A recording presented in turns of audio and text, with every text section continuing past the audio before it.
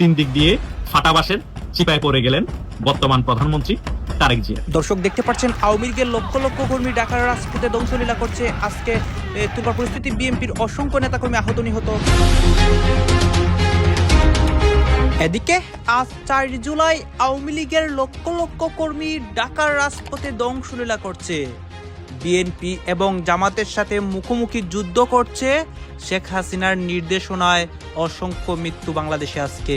বাংলাদেশের রাজনীতিতে নতুন পরিকল্পনা নিয়ে এগুচ্ছে নিষিদ্ধ ঘোষিত আওয়ামী লীগ। তারা এখন জীবন বাজি রেখে দলের পুনর্বাসনের ক্ষেত্রে যে কোনো কর্মসূচি নিতে বিন্দু পরিমাণ দ্বিধা করছে না।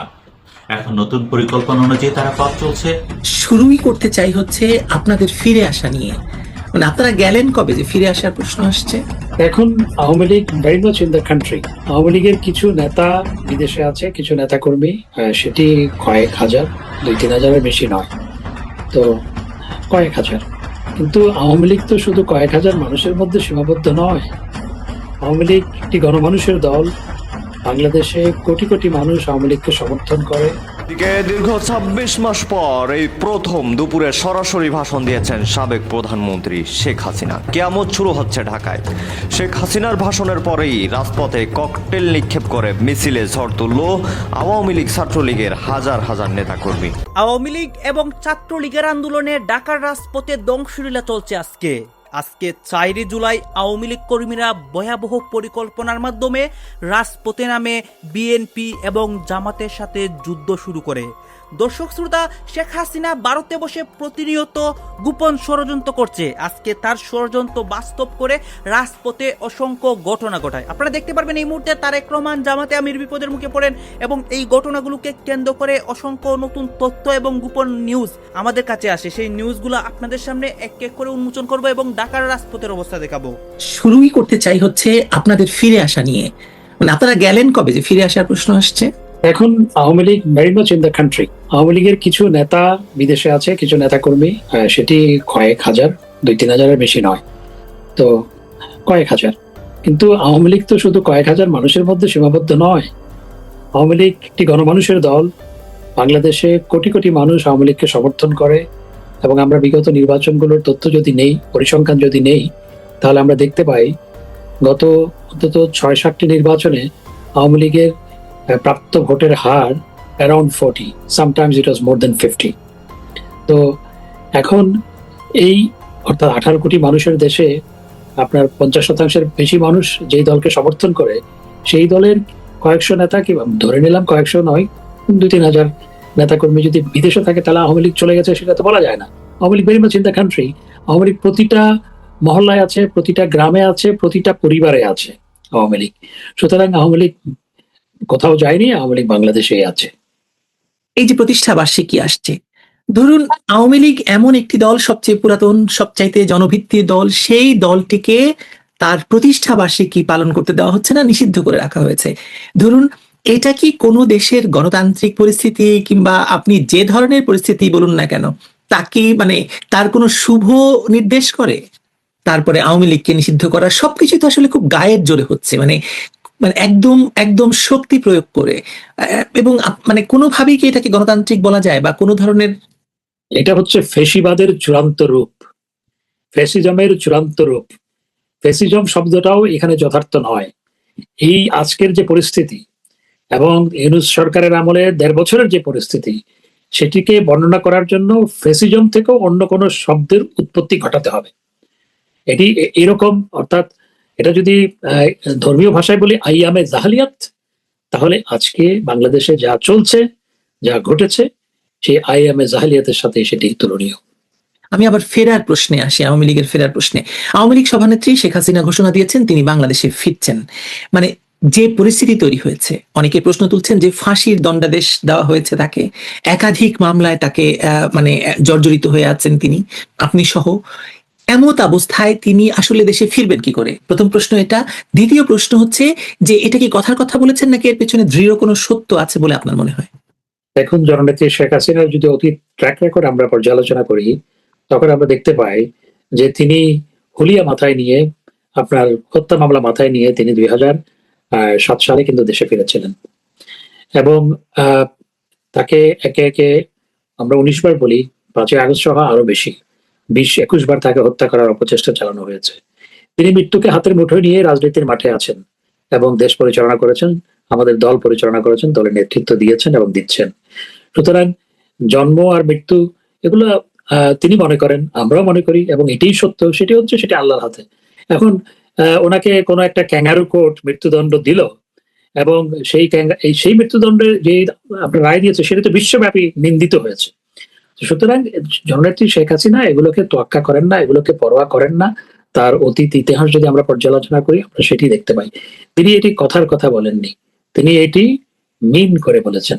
আমি মনে করি যে সঠিক সময়ে জননেত্রী শেখ হাসিনা বাংলাদেশে যাবেন।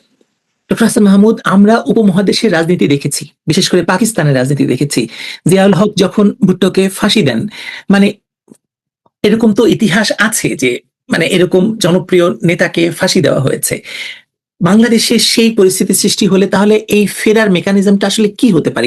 তারেক জিয়া বা বিএনপি বা কারেন্ট ডিপ স্টেট যে গভর্নমেন্ট আছে বা এনটি লিবারেশন যে গভর্নমেন্ট বাংলাদেশে এখন আছে, তাদের সময় আসলে শেষ হয়ে গেছে। আর এই জিনিসটাই আমি আপনাদের কাছে এক্সপ্লেইন করবো যে কেন তাদের সময়টা অলমোস্ট ফিনিশড। কেন আমার মনে হচ্ছে, বা অ্যাকচুয়ালি হুইচ ইজ ট্রু, যে তারেক জিয়া বা বিএনপির সময় শেষ হয়ে গেছে এই বাংলাদেশের কারেন্ট ডিপ স্টেট গভর্নমেন্টের। ওয়েল, বিএনপি বা তারেক জিয়া বা এনসিপি বা জামাত, এই সমস্ত এলিমেন্টগুলি যারা এখন বাংলাদেশকে শাসন করছে, তাদের ডিপ স্টেটের সাথে যে কানেকশন আছে সেটা কেটে গেছে, সেভার্ড। অর্থাৎ সেই কানেকশন, সেই হট কানেকশন যেটা, সেটা ডিসকানেক্ট হয়ে গেছে আরও আগেই। অনেক দিন ধরেই মনোমালিন্য চলছিল বা টানাটানি চলছিল, নেগোসিয়েশন চলছিল, ট্রেড ডিল বলেন, এই বিভিন্ন প্যাকেজে, বিভিন্ন মোড়কে, বিভিন্ন মুখোশের মাধ্যমে তাদের বাংলাদেশের তাদের আর কি মেইন এজেন্ট যে খলিলুর রহমান, সে অনেকভাবে ব্যালেন্স করার চেষ্টা করে আসছিল, but it's not working out. কারণ এই ডিপ স্টেট বেসিক্যালি আমেরিকার আগের অ্যাডমিনিস্ট্রেশনের সেট আপ করা, কারেন্ট সেট আপের সাথে এদের বনিবনা হচ্ছে না, ম্যাচিং হচ্ছে না, ফান্ডিং নাই, এই ধরনের অনেকগুলি কারণ আছে। তবে যেই কারণে রিসেন্ট তাদের রিলেশনটা ডিটোরেট করেছে সেটা হচ্ছে টার্কিশ পেনিট্রেশন। বাংলাদেশে এই মুহূর্তে টার্কিশ ইন্টেলিজেন্স এবং টার্কিশ এলিমেন্টস যেগুলি আছে, তারা অনেক বেশি ইনফ্লুয়েন্স করার চেষ্টা করছে বাংলাদেশের পলিটিক্সকে। যেহেতু বাংলাদেশ দ্বিতীয় বৃহত্তম মুসলিম একটা দেশ, সেখানে আর যেখানে এই সমস্ত জায়গায় টার্কিশরা এবং টার্কিশ ইন্টেলিজেন্স পেনিট্রেট করার চেষ্টা করে তাদের মুসলিম ব্রাদারহুড কনসেপ্ট দিয়ে। আর এই মুসলিম ব্রাদারহুড বেসিক্যালি একটা রেডিক্যাল অর্গানাইজেশন, তলে তলে তারা বিভিন্ন ধরনের কাজ করতে থাকে, যেখানে মোস্টলি হচ্ছে টার্কিশ ফিনান্সে চলে। আর টার্কি এবং পাকিস্তান দুজন এক হয়ে বাংলাদেশে পেনিট্রেট করার চেষ্টা করছে। অ্যান্ড অ্যাজ ইউ নো, এটা অনেকটা ওপেন সিক্রেট যে বাংলাদেশের 5ই আগস্টের পর থেকে যা যা হয়েছে অনেক কিছুতে টার্কিশ ইন্টেলিজেন্সের ফাইন্যান্সিং ছিল এবং এখনো করে যাচ্ছে, বিশেষ করে জামাত শিবির। সো টার্কিশদের একটা অন্যতম টার্গেট হলো বাংলাদেশে জামাত শিবির, এই বাংলাদেশ বিরোধী এই সমস্ত জঙ্গি গ্রুপগুলিকে এস্টাবলিশ করা সরকার হিসেবে, এবং তারা দেদারসে ফাইন্যান্সিং করছে এগুলির পিছনে। বিশেষ করে টার্কিশ ইন্টেলিজেন্স খুবই অ্যাক্টিভ। এই ব্যাপারটা আমেরিকানরা পছন্দ করছে না, আমেরিকান ডিপ স্টেটে পছন্দ করছে না, সিআইএ পছন্দ করছে না। সো আমেরিকান যে সমস্ত এলিমেন্ট বাংলাদেশে আছে তাদের সাথে এদের একটা ক্ল্যাশ হচ্ছে। পাকিস্তানি যদিও তাদের একটা গুটি, বা টার্কিশ এই পেনিট্রেশন, মুসলিম ব্রাদারহুডের এই পেনিট্রেশন বা অন্যান্য এলিমেন্টস যেগুলি আছে তাদের এই পেনিট্রেশন মোটেও আমেরিকার পছন্দ হচ্ছে না। আর বিএনপি বা তারেক জিয়া বা এনসিপি বা এদের মূল লিঙ্কটা ছিল হচ্ছে ইউএস ডিপ স্টেটের সাথে জন ডানিলোভিচ। সেকেন্ড জিনিস হচ্ছে, চায়না যা বাংলাদেশের কাছে চেয়েছে করিডোর, সেটাও আমেরিকা কখনো মেনে নিবে না। কারণ ইন্ডিয়া আমেরিকার অনেক বড় একটা অ্যালাই, যতই তাদের মধ্যে টানাপোড়েন চলেক না কেন, America India they are big Alice.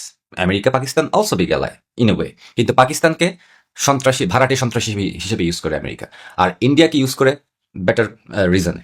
So China বাংলাদেশে এখন করিডোর চায়। তারেক জিয়া যখন চায়নায় গেলেন, তার এই চাইনিজ ট্রিপটা সম্পূর্ণ ফেলিওর, কোনোভাবেই এটাকে সাকসেস বলা যায় না, বিকজ বেসিক্যালি চায়না কোনো প্রমিসই করে নাই। যেগুলি ভুংভাং এমওইউ এগুলি তেমন কিছু না, এগুলি গরু ছাগল গেলেও ওরা সাইন করে দেয়। এটা it doesn't make any sense, it doesn't have any value. But চাইনিজরা যেটা চেয়েছে সেটা হচ্ছে বাংলাদেশের করিডোর, ইকোনমিক করিডোরের প্যাকেজে অন্য একটা কিছু চেয়েছে, যেটা বাংলাদেশ কখনো দিতে পারবে না, বা যদি দেয়ও চাইনিজদেরকে খুশি করতে আমেরিকা নাখোশ হয়ে যাবে। America, China, they are not in good terms right now.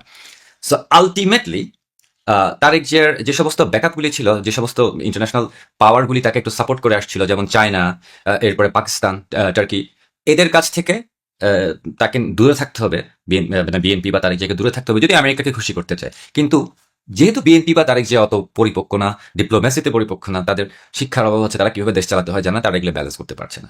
Ultimately তাদের সব পক্ষের সাথেই গ্যাঞ্জাম লাগা শুরু হয়ে গেছে, সব পক্ষের সাথেই ঝামেলা হওয়া শুরু হয়ে গেছে, এবং আলটিমেটলি কোনো সাইডই তাদেরকে আর ব্যাকআপ দিবে না। এবং এই সমস্ত বিদেশি অ্যালাইগুলি, আমেরিকা বলেন, চায়না বলেন, ইন্ডিয়া বলেন, বা অন্যান্য দেশ যেগুলি আছে, বাংলাদেশের অ্যালাই, ইউরোপিয়ান ইউনিয়ন বলেন, তারা এখন আলটিমেটলি বুঝতে পারছে যে আসলে বিএনপিকে দিয়ে হবে না। যে কারণে বিএনপির বিদায় ঘন্টা বেঁচে গেছে। বিএনপির যে ব্যাকআপ, বিএনপির উপর যে ডিপ স্টেটের হাত ছিল, একটা ব্যাকআপ ছিল, এটাও আস্তে আস্তে সরে যাচ্ছে এবং অতি শীঘ্রই বিএনপি গভর্নমেন্ট থেকে আউট হয়ে যেতে পারে, মানে in a very short period of time. অনেকদিন থেকে একটা কথা শোনা যাচ্ছিল, ভারতে অবস্থানরত আওয়ামী লীগের প্রধান শেখ হাসিনা তার নেতাকর্মীদের দেশে ফেরার নির্দেশ দিয়েছেন। ভারতে অনেক নেতাকর্মী অবস্থান করছেন। সেই 24-এর 5 আগস্টের সরকার পতনের পরে ভারতে অনেকেই পালিয়ে গেছেন। শেখ হাসিনা 5 তারিখে দুপুরের পরে ভারতে যখন উড়াল দেন, তারপরে শীর্ষ নেতাদের থেকে শুরু করে নিচের সারির অনেক নেতাকর্মী তারা পর্যায়ক্রমে ভারতে চলে যান। অনেক দিন পরে, প্রায় 3 মাসেরও বেশি সময় পরে, আওয়ামী লীগের সাধারণ সম্পাদক ওবায়দুল কাদের গিয়েছেন। এই ব্যাপারগুলো আমরা ওবায়দুল কাদেরের মুখেই শুনেছি বিভিন্নভাবে। গতকালকে হঠাৎ করে একটা পোস্ট দেখলাম, একটা নিউজ দেখলাম, মানে নিউজ না, একটা পোস্ট। এনসিপির সাবেক নেত্রী নীলা ইসরাফিল তিনি সামাজিক যোগাযোগ মাধ্যমে পোস্ট দিয়েছেন এরকম যে ওবায়দুল কাদেরকে ওই 5 আগস্টে বাঁচিয়েছিলেন কিংবা রক্ষা করেছিলেন সার্জিস আলম, এরকম পোস্টও দিয়েছেন। যাই হোক, সেই বিতর্কে যেতে চাই না, হতেও পারে নাও হতে পারে।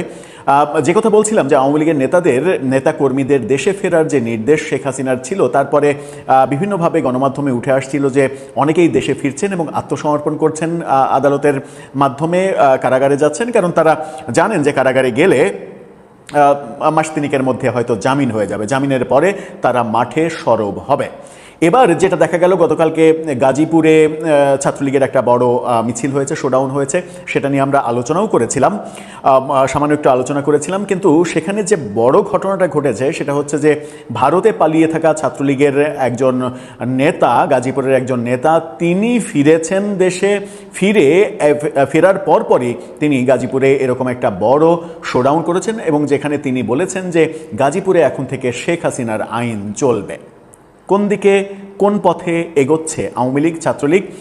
এভাবে কি মানে এই গাজীপুরের নেতাই শুধু, নাকি সারা বাংলাদেশে অনেকেই ফিরেছেন যারা এখন মাঠ গরম করার কাজে নেমে পড়েছেন অথবা পড়বেন? চলুন গাজীপুরের এই খবরটা নিয়ে একটু আলোচনা করে পারিপার্শ্বিক অবস্থা বোঝার চেষ্টা করি এই ভিডিওতে।